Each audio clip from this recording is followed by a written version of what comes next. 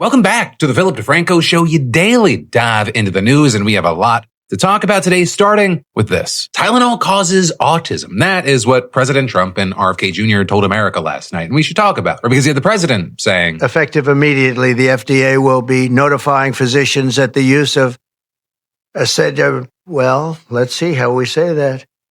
Acetaminophen. Is that okay? Which is basically commonly known as Tylenol, during pregnancy can be associated with a very increased risk of autism. So taking Tylenol is not good.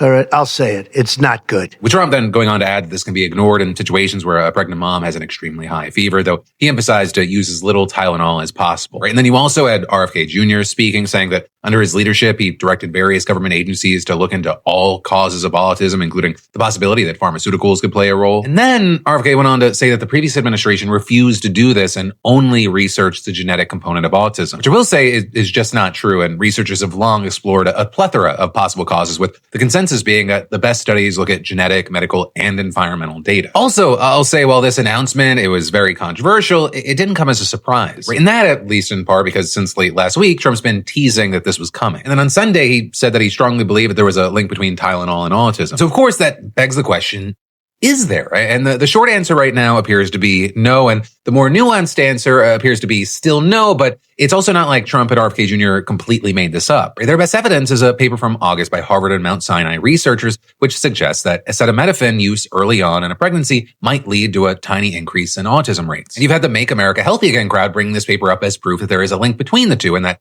Tylenol use needs to be stopped during pregnancy. Even the researchers on that paper, they didn't rule out taking the drug entirely. Instead, they suggested that mothers should take the lowest possible dose since, quote, the drug is important for treating maternal fever and pain, which can also harm children, which experts have noted is different than Trump's recommendation to only take it during an extreme fever. And that is, Trump said, toughing it out would be better. However, a big part of the situation is that there's a lot of research indicating that there is no link whatsoever. And there you have one of the biggest studies being done by Swedish researchers in 2024. And there they looked at cases of autism among nearly 2.5 million kids, and they found what looked like a very small association with acetaminophen use early on in pregnancy and autism. But then also when they compared the findings among siblings who had similar conditions, that link completely disappeared, and it led them to conclude that, quote, acetaminophen use during pregnancy was not associated with children's risk of autism, ADHD, or intellectual disability in sibling control analysis. This suggests that associations observed in other models may have been attributable to familial confounding. What's kind of crazy is that even the FDA has distanced itself from claiming that there is any real link here. Right at the bottom of the page, announcing this new recommendation, it added, it is important to note that while an association between acetaminophen and neurological conditions has been described in many studies, a causal relationship has not been established, and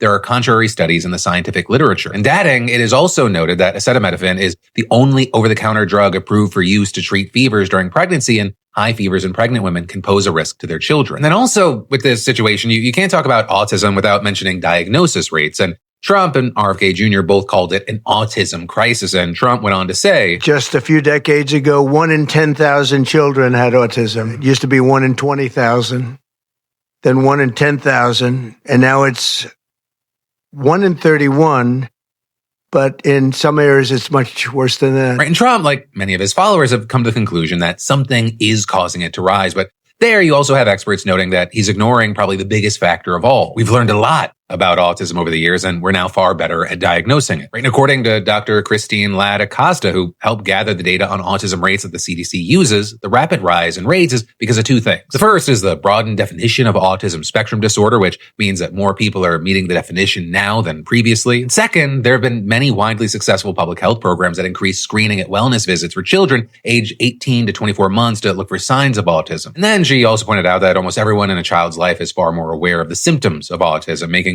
early diagnosis way more common. Also, as far as where Tylenol stands on this, they were not happy about being singled out, saying in a statement on Sunday, "We strongly disagree with any suggestion otherwise and are deeply concerned with the health risk this poses for expecting mothers," and saying acetaminophen is the safest pain reliever option for pregnant women as needed throughout their entire pregnancy. Without it, women face dangerous choices, suffer through conditions like fever that are potentially harmful to both mom and baby, or use riskier alternatives. Right? And then all of this, it's playing out as you have many warning that what we're seeing here, it's it's very likely just going to be the tip of the iceberg, especially because Trump spent almost half his time also talking about vaccines and suggesting how quickly they're given to kids could contribute to autism, which again, right now has zero underlying evidence. But then next up in the news, Jimmy Kimmel, he is coming back tonight, but you may not actually be able to watch him because like I briefly touched on yesterday, it happened right as I was uploading the show. ABC announced that Kimmel is returning to air, releasing a statement saying last Wednesday, we made the decision to suspend production on the show to avoid further inflaming a tense situation at an emotional moment for our country. It is a decision we made because we felt some of the comments were ill-timed and thus insensitive. We have spent the last days having thoughtful conversations with Jimmy, and after those conversations, we reached the decision to return the show on Tuesday. So of course, we can't mention the suspension without kind of mentioning the quick TLDR that led to it, because you had many saying that this was a free speech issue. This was Disney caving to the FCC after its chairman suggested that he might take regulatory action against the network. Right? And Kimmel's suspension also came after two major station owners, Nexstar and Sinclair, denounced Kimmel and said they wouldn't air him last week. And well, now, despite ABC bringing Kimmel back, both companies seem to be sticking with their decision. But yesterday, you had Sinclair saying that Kimmel's show would be replaced with news programming, and discussions with ABC are ongoing as we evaluate the show's potential return. And that was something that really wasn't surprising, right? Because in addition to preempting the show last week, Sinclair also demanded that Kimmel apologize to Kirk's family and make a substantial donation to the family and Turning Point USA. And then this morning, we heard from Nexstar, with them saying we made a decision last week to preempt Jimmy Kimmel Live following what ABC referred to as Mr. Kimmel's ill-timed and insensitive comments at a critical time in our national discourse. And adding we stand by that decision pending assurance that all parties are committed to fostering an environment of respectful, constructive dialogue in the markets we serve. And this could really limit Kimmel's audience. I mean, Nexstar owns around 30 ABC stations and Sinclair owns and controls around 40. In fact, between the two, it's been reported that they make up around 25% of ABC's affiliate reach. You know, while many might think as a consumer, okay, well, I don't really care. I'm gonna watch it on YouTube or streaming. For advertisers and connected to that Disney, that could be a problem because they buy time during the broadcast. And we're gonna see in the very near future how big of a chunk of that audience has been taken out. And I say in the near future because like the views that he's going to get in the 24 hours, maybe even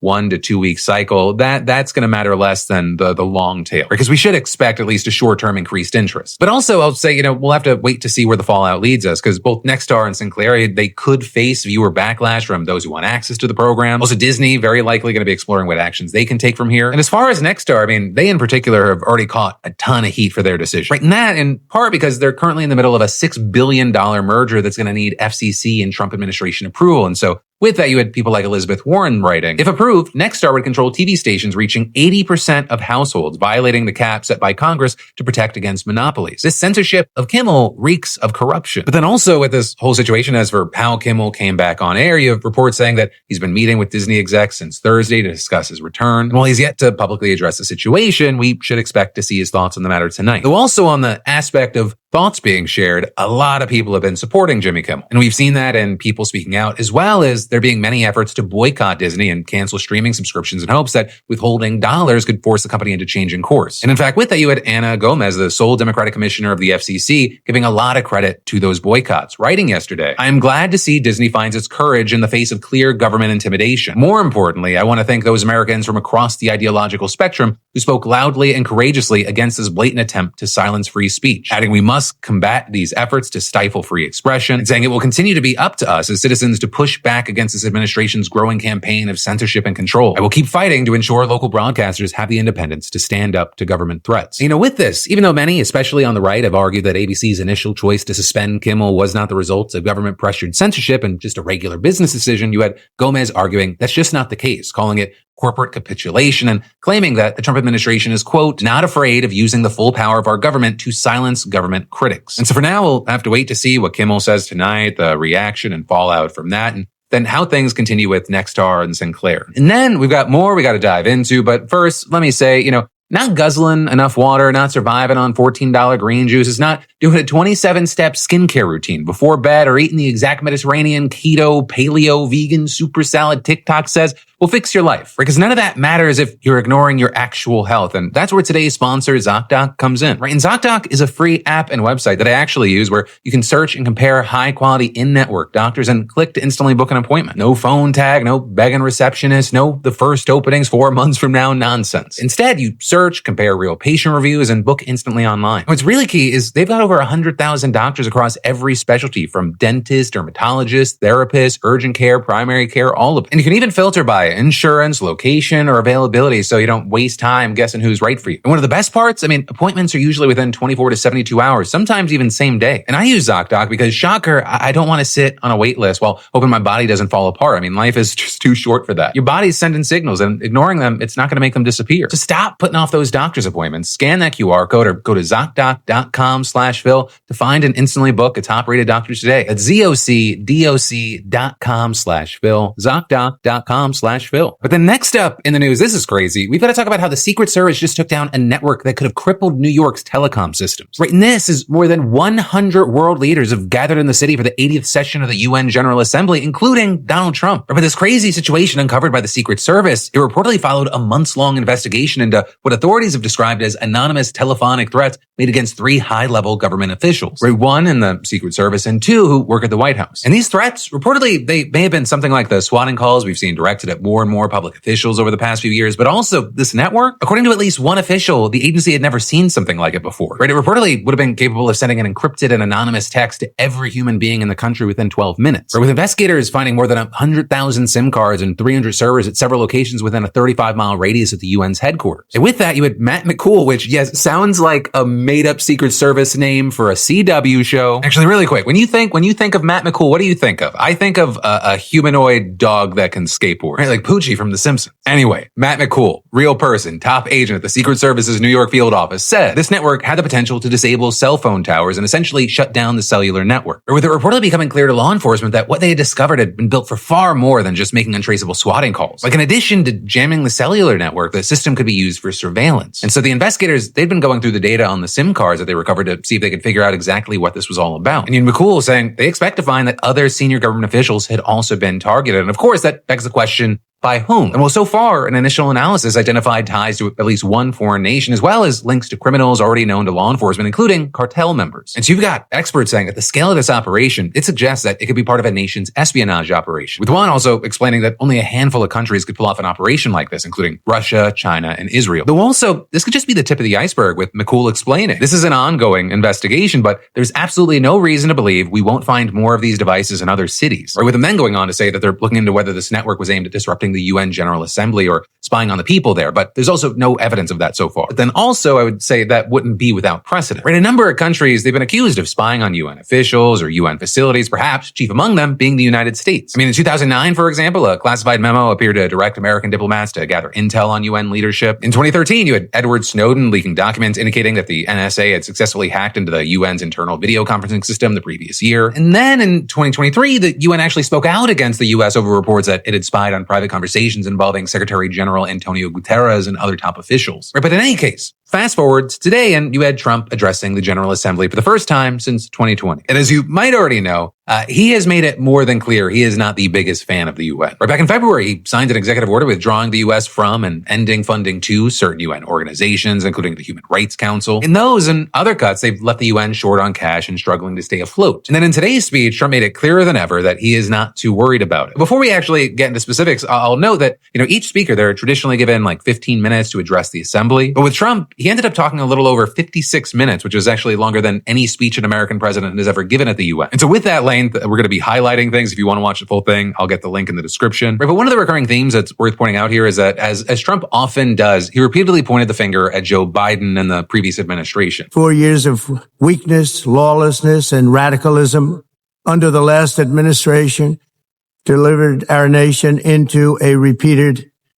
set of disasters. Right, and then sort of on the flip side of that, he took credit for digging America out of this hole that Biden created in record time. 1 year ago, our country was in deep trouble. But today, just 8 months into my administration, we are the hottest country anywhere in the world.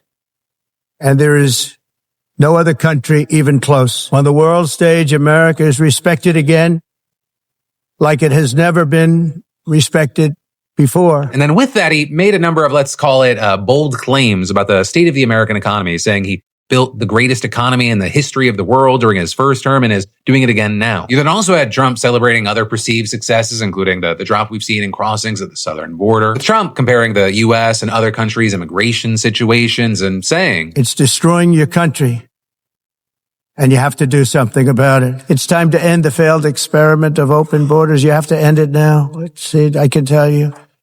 I'm really good at this stuff. Your countries are going to hell. Right, and with that, you actually had him blaming not only Biden, but the UN itself. Not only is the UN not solving the problems it should, too often, it's actually creating new problems for us to solve. The best example is the number one political issue of our time, the crisis of uncontrolled migration. It's uncontrolled. Your countries are being ruined. The United Nations is funding an assault on Western countries and their borders. And then you also had Trump accusing the UN of not even trying to end wars while repeating the false claim that he has ended 7 of them. No president or prime minister, and for that matter, no other country has ever done anything close to that. And I did it in just 7 months. It's never happened before. There's never been anything like that. I'm very honored to have done it. It's too bad that I had to do these things instead of the United Nations doing them. And sadly, in all cases, the United Nations did not even try to help in any of them. I ended 7 wars, dealt with the leaders of each and every one of these countries, and never even received a phone call from the United Nations offering to help in finalizing the deal. All I got from the United Nations was an escalator that on the way up stopped right in the middle. And then with that escalator comment, he also went on to complain about the teleprompter, which apparently wasn't working at the start of his speech. And this kind of devolved into a weird tangent that seemingly got at the heart of his problem with the UN, which is apparently that several years ago, like before he was president as a real estate developer, he bid on a project to remodel a UN building, and the UN had the audacity to go after another offer. But then getting back to ending wars, as far as specific conflicts, you had him touching on Israel and Gaza, and specifically the question of Palestinian statehood. Because yesterday there was a meeting which was boycotted by the US and Israel focused on drumming up support for a 2-state solution. And that ended with several countries, including France, Belgium, Luxembourg, Malta, and Monaco, announcing or confirming their recognition of a Palestinian state. Right, and that it came a day after the United Kingdom, Canada, Australia, and Portugal did the same. But here you had Trump repeating the argument that's been made by Israeli Prime Minister Netanyahu, which is that doing so is just a reward for Hamas. So very notably, you already had Secretary General Guterres pushing back on that idea yesterday, saying that statehood is a right, not a reward. But then also you had Trump addressing the war in Ukraine, which, like Israel and Gaza, is going to be discussed a lot this week. And in fact, yesterday you had an emergency meeting of the UN Security Council focused on recent and repeated incidents of Russian aircraft flying above or crashing in NATO countries. And you had the UK and Poland vowing to shoot down any Russian aircraft violating their airspace. But as far as what Trump had to say, you actually had him admitting that he thought ending it would be easier because his relationship with Putin, even saying that he thought it would be the easiest one. And then beyond that, he claimed that the US was willing to do more, but that Europe had to do more first. In the event that Russia is not ready to make a deal to end the war, then the United States is fully prepared to impose a very strong round of powerful tariffs, which would stop the bloodshed, I believe, very quickly. But for those tariffs to be effective, European nations, all of you are gathered here right now, would have to join us in adopting the exact same measures. But then finally, the last bit I'll touch on are Trump's comments on climate change, and you should probably just hear them for yourself. It's the greatest con job ever perpetrated on the world, in my opinion. Climate change, no matter what happens, you're involved in that. No more global warming, no more global cooling. All of these predictions made by the United Nations and many others, often for bad reasons, were wrong. They were made by stupid people that have cost their countries fortunes and given those same countries no chance for success. If you don't get away from this green scam, your country is going to fail. And I'm really good at predicting things, you know? And actually, with that, you had a BBC reporter in the room reporting that there were actual audible gasps when Trump called climate change a con job. Though really not the most surprising thing to come out of Trump's face. Right, Trump is pulling the U.S. out of the Paris Agreement, and his administration is dismantling climate policy within the states. So with that, I also have to note that the world is having a hard time with all this. Right, in fact, there's a special climate summit that's going to be taking place tomorrow at the UN. Right, and that is focused on the commitments that most nations besides the U.S. have made to weaning themselves off fossil fuels. Though a big thing with that is, while they were supposed to come up with new 5-year plans to curb carbon emissions by February. It's now September, and only 47 of the 195 nations have actually done so. A lot of play here. We're going to have to wait to see what the continued fallout and reactions are. And in the meantime, of course, I'd love to know your thoughts here. Well, this is a news show. I, of course, also love for it to be a conversation in those comments down below. And then we've got to talk about even more. But first, just 1 minute. Let me say, I remember when the first drink of the night, it was a shot chased by a beer, followed by feeling rough the next morning. Not the best of my routines, but these days, my first drink is way smarter because it's today's sponsor, ZBiotics Pre-Alcohol. For the first time I tried it was before a Chargers game, and the next morning, I was tackling chores like it was game day. Yes, that was a pun. Deal with it. Right? And this is the world's first genetically engineered probiotic drink built by actual PhD scientists who decided rough mornings don't have to be a thing. And here's how it works, right? When you drink, alcohol gets converted into an unwanted byproduct in your gut. And that buildup, not just dehydration, is the culprit behind feeling off the next day. And pre-alcohol, it's engineered to produce an enzyme that breaks that byproduct down. So just make pre-alcohol your first drink of the night, then drink responsibly, hydrate, and get some sleep. Tomorrow, you're landed on your feet. We've got fall here, which means tailgates, game days, and celebrating. And pre-alcohol makes sure you enjoy the day after. And that's backed with a 100% money-back guarantee, so there's no reason not to try it. So what are you waiting for? Just scan that QR code or go to zbiotics.com/DeFranco and use code DeFranco for 15% off your first order. But then next up in the news, we've got to talk about how the Pentagon just quietly pushed back cleaning up toxic forever chemicals at nearly 140 military bases, essentially leaving families drinking poisoned water for another decade. Right, and those forever chemicals, otherwise known as PFAS, they're called forever chemicals because instead of breaking down, they're incredibly long-lasting in the environment. And in case you don't know, the Pentagon, they're one of the most prolific users of PFAS, and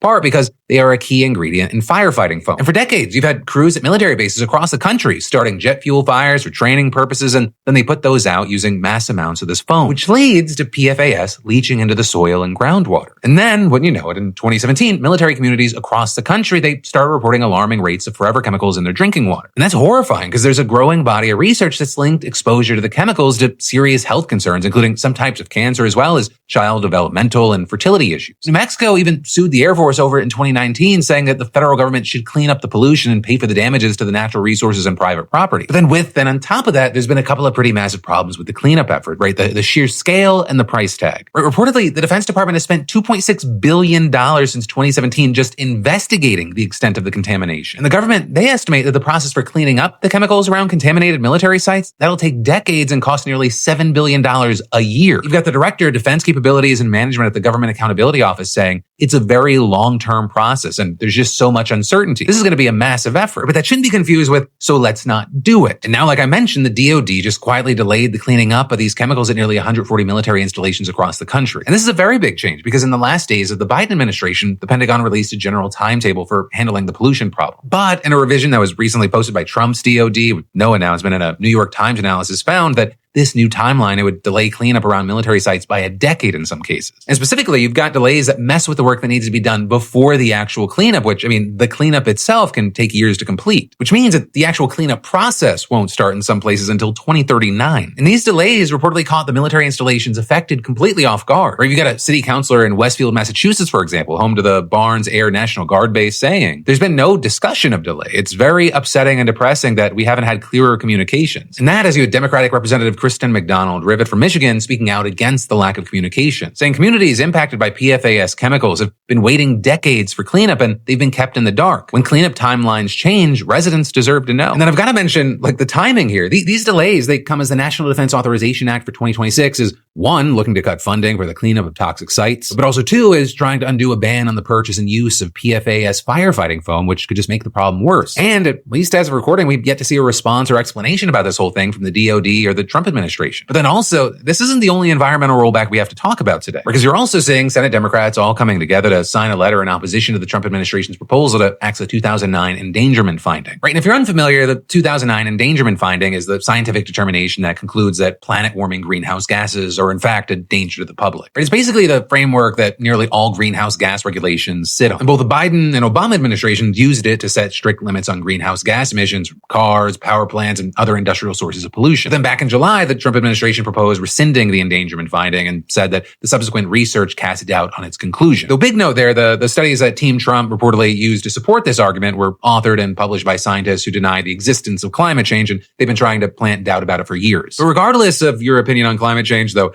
I do think that your opinion on climate change matters. EPA Administrator Lee Zeldin said that this proposal, if approved, would be the largest deregulatory action in the history of the United States. And so then, as you might imagine, we've seen a lot of pushback against this, especially since the National Academies of Sciences, Engineering, and Medicine published a report with the strongest evidence to date that greenhouse gases are threatening human health. Right? And then you had Democrats in this letter saying, scientists, financial experts, international governments, and the American public agree that climate change is a looming crisis. And they added that greenhouse gas-driven climate change is causing all sorts of extreme weather, and saying these effects drive illness, hospital visits, and deaths, as well as displacement, asset loss, infrastructure damage, rising insurance premiums, declining home values, and long-term destabilization of the national economy. And yet, in this proposal, EPA proposes to abdicate all responsibility to address this dangerous pollution. But at the end of the day, a letter is a letter, and the Democrats don't have control of any power, really. So for now, it's very likely this is just going to keep moving forward. But then, finally, for your last thing today, I just had a conversation with Pennsylvania Governor Josh Shapiro about the state of political violence, especially because he himself was a target, what's next for our country, and how he can justify saying things like Jalen Hurts is a better quarterback than Josh Allen for a mini episode of my podcast, In Good Faith. And that full conversation, that full podcast, it'll be out in the next 24 to 48 hours. But also, with Kamala Harris's book coming out today, I just had to ask him about an excerpt where he was mentioned.